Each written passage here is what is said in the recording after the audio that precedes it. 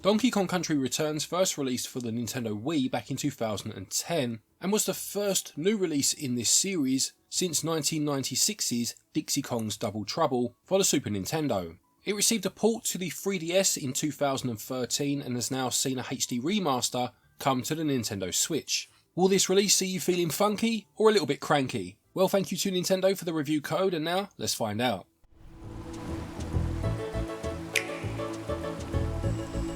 Now in terms of story then, this time it revolves around the antagonists named as the Tikis, who have hypnotised the fellow animals in the jungle and now have them doing their bidding.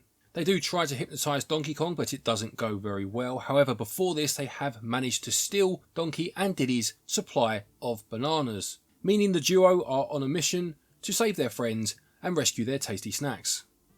Let's move on to gameplay then, and if you didn't play this game first time round on either of the two consoles that it released on, or haven't played a Donkey Kong game since the original trilogy on the Super Nintendo, this is once again a 2D platformer with a high difficulty threshold. You'll certainly start to feel that as you go through the game. You'll control Donkey Kong, although you can recruit Diddy Kong to assist you as you move through the game. You'll find him in these barrels, and he'll effectively act as both extra health points for you, but also has use of a jetpack, which he can use to elevate both characters across small pits for a short period of time. Losing Diddy's health points will see him run off and leave Donkey Kong alone once again, and losing all of Donkey Kong's will see him lose a life. There are checkpoints strewn across the levels, and you can pick up extra lives as you move through, generally in places just out of reach. You can also choose a slightly easier mode when first starting the game, which gives you a few more health points, and makes some other items available in the shops which Cranky Kong runs, and this will make it easier for you. You can choose either of these modes when you first start, albeit you cannot switch between the two once you've started. Then of course you can play with a second player in 2-player co-op. I did play some of this with my daughter. She's not the most confident when it comes to platform games, certainly not ones that are difficult like this. But when playing as the second player, Diddy Kong, you can jump on Donkey Kong's back at any time, and doing so will allow Diddy Kong to shoot his gun, I think it's a peanut gun or something like that, which does assist player 1 whilst they're navigating through levels.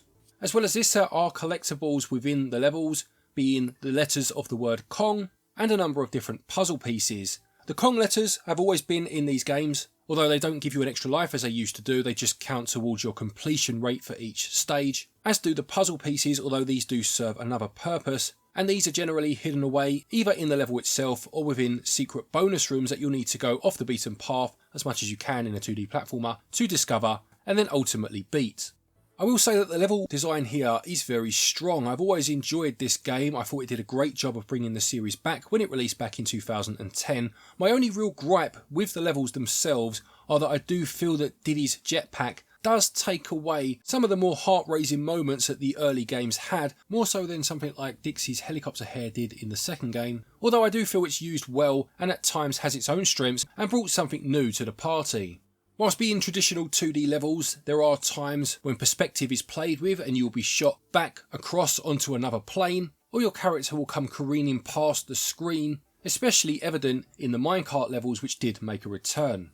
Now this is a HD remaster of course, and what it does is it uses the model of the 3DS release which brought extra content along for the ride, being a new world to discover, and uses that as the base game here. It's a very solid platformer for sure, and it does hold up very well in terms of its base gameplay. Looking at the controls, and Donkey Kong has always had a little bit of inertia about him. He's quite different to control when compared to someone like Mario. In fact, I've always thought of him more like a rendition of classic Sonic in terms of how he moves. This game also relies on you using roll moves quite a lot, sometimes to defeat enemies, but other times to roll across chasms and then jump mid-roll to extend your jump far enough to get across some deadly areas. Mastering this will do a lot to see you getting through the game, and I have always liked that about the Donkey Kong series. It makes it feel very different to Nintendo's other staple platformer, being the Mario series. I will say that this takes the best of both worlds in terms of the two renditions of this game that have come before. The 3DS version didn't allow you to use the D-pad to move your characters, this one does, and the Wii version, whilst allowing you to do that, made use of some iffy, in my opinion at least, motion controls for things like ground pounds. That's not evident here. You have a nice, straightforward control scheme. It does allow for motion control should you wish, although I didn't test this out because it's not something that interests me at all in a 2D platformer, but it is there in the options if you want it. Gameplay I feel holds up fantastically well. I've always thought this was a very strong platformer. Yes, you do have its sequel on the Switch 2, which you could argue is the better game. It introduced new characters, which allowed for it to go a bit bigger in terms of its level design, but I still think this one's very solid, and gameplay gets 18 out of 20. Controls are incredibly tight, although they do take some time if you want to master them fully. They get 17 out of 20. Moving on to the visuals, performance and audio now then, and this version of the game has been handled by Forever Entertainment, not Retro Studios this time round. I mentioned earlier that they've taken the 3DS game as their base in terms of content, but what they have done is they've returned to the Wii game in terms of frame rate, with this running at 60 frames per second. I did notice a couple of moments of slowdown here and there when the screen got a bit hectic, for example on the beach levels where you're being attacked by sharks and octopus tentacles and all sorts, but they were few and far between, and for the most part it runs at a consistent 60. You then have the fact that this is a high definition remaster of the original game of course, and textures and character models definitely look far more crisp. This is noticeable almost from the offset, and whilst I feel it is necessary to have the sharpening up of these assets in a 2025 release of this game, there's something about it that doesn't quite sit right to me. I'm going to try and explain it to you. This may be completely subjective, but bear with me for a moment. The sharpening up of the textures and what looks like a boost to the saturation of the colours almost makes the characters and the world look quite cartoonish. Now there's nothing inherently wrong with this, but the original had a certain charm because it wasn't quite so crisp. It reminded me almost of the pre-rendered sprites that the original games used. This is lost in this HD remaster. Now like I'm saying, that's not necessarily a negative. It just didn't quite sit right for me. The oversaturation at times does boost the game, certainly in some of the jungle levels. At other times it just looked a bit too much and things looked a bit garish. Again, the original 90s games had an element of darkness to them whilst still being colourful games, and I do feel this is lost here. Then we need to move on to the load times, which have definitely increased. I noticed this from the very first one where you're going through the clouds ready to start the level. They're not horrendous by any stretch of the imagination, but they are a good few seconds longer than I remember them on the Wii, which is disappointing in a re-release of a game that's 15 years old.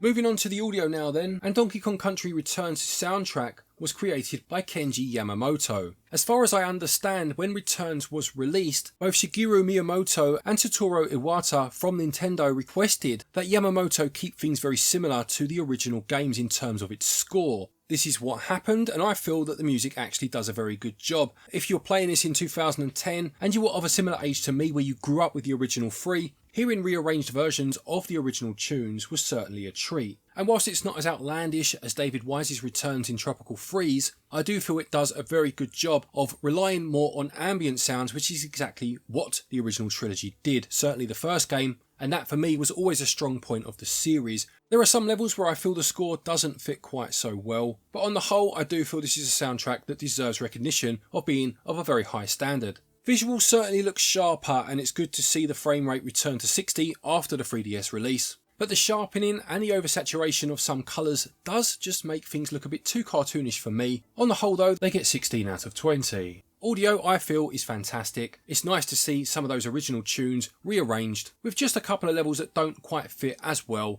It gets 18 out of 20.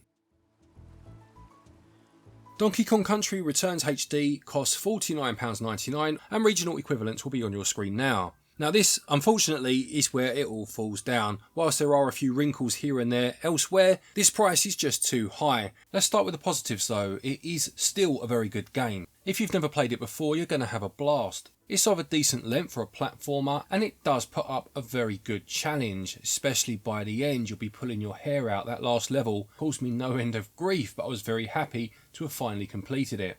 The Kong letters and the puzzle pieces, if you want to 100% complete it, will have you going back and putting in a good few hours to find all of these. They're always devilishly placed, which means you have to chance your arm to try and get them, adding to the aforementioned challenge. And it does include some options in terms of gallery modes, music players, using your puzzle pieces, which adds a little bit more to the overall package. And finally, you have the extra levels that were introduced in the 3DS version being present here too. A lot of positives to take then, but it's just once again Nintendo's pricing policy when it comes to these remasters. All of this was present in a combination of the first two releases of this. None of this is new, and it's only really the fact it's now in HD, something that I think actually maybe detracts from the charm that's new for this re-release.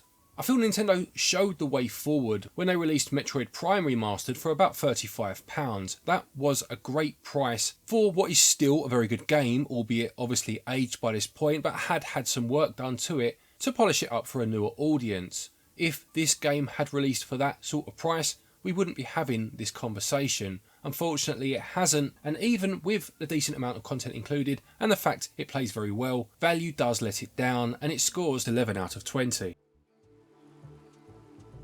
To conclude, Donkey Kong Country Returns is a fantastic game. I think it suffers a little bit, or at least may well suffer, from the fact that its sequel was available before it on this current console. I don't think that does it any favours, because that game did go a bit bigger in terms of its level design, added new characters, and of course saw David Wise return as the composer. For the price being asked, this one needed some new content, whatever that would have been.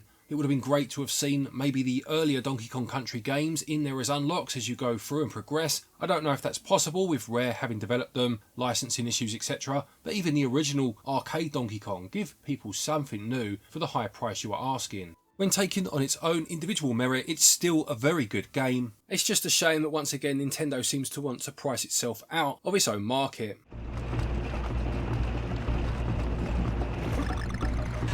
Donkey Kong Country Returns HD gets a SwitchUp score of 80%.